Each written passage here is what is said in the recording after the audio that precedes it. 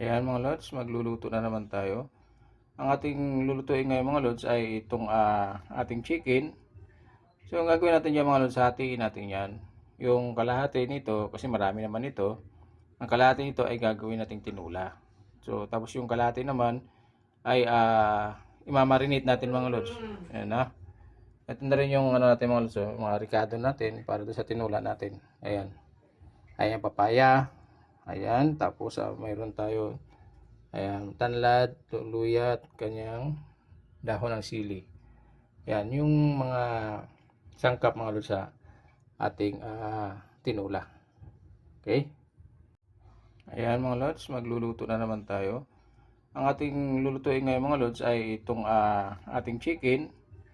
So ang gagawin natin dyan mga lods, hatiin natin yan. Yung kalahati nito, kasi marami naman ito, ang kalahati nito ay gagawin nating tinula. So tapos yung kalahati naman ay imamarinate natin mga lods. Ayan na. Ito na rin yung ano natin mga lods, mga ricado natin para doon sa tinula natin. Ayan. Ayan papaya. Ayan. Tapos mayroon tayo ayan, tanlad, luya at kanyang dahon ng sili.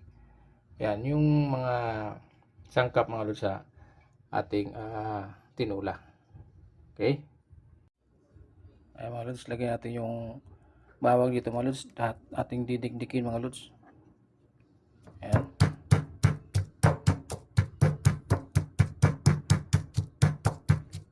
Ano kasi mga lods, pagka ito ay dinikdik natin kasi nga doon talaga naglalasa yung ating bawang. Ayan. Kahit di siya masyadong durug na durug mga lods, basta nadikdik lang natin para may lagay natin ito sa ating karne. Maglasa siya. Yan, okay na yan mga lods. Oh. Ayan mga lods, lagyan natin yung ating bawang. Ayan. Mga dinikdik nating bawang mga lods. No? Ayan. Tapos siyempre ilagay na rin natin mga lods yung ating tuyo. Para maglasa na siya mga lods. No? Ayan. Tapos siyempre yung ating paminta. Ayan. Crack lang nilagay natin mga lods ng paminta. Ayan. At meron din tayong oyster mga lods. No? Ayan. Isali natin yan sa marinate mga lods para maglasa na rin. Hindi masyadong maalat. At siyempre mga lods, lagyan din natin ng kalamansi. Meron tayong kalamansi. Ayan. Isama natin pati yung ano.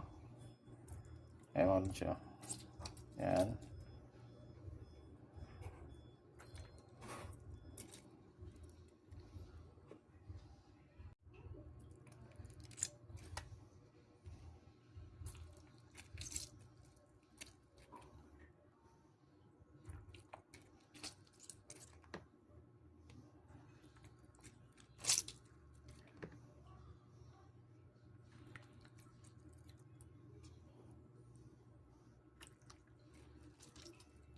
At siyempre mga lods, ilagay na natin yung ating seasoning.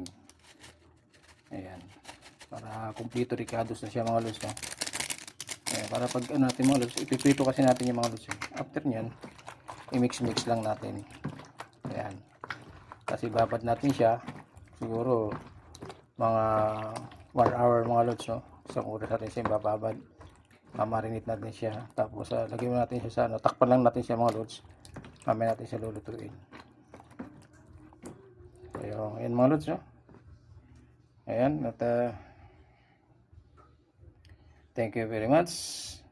Thank you for watching mga lods. Bye-bye.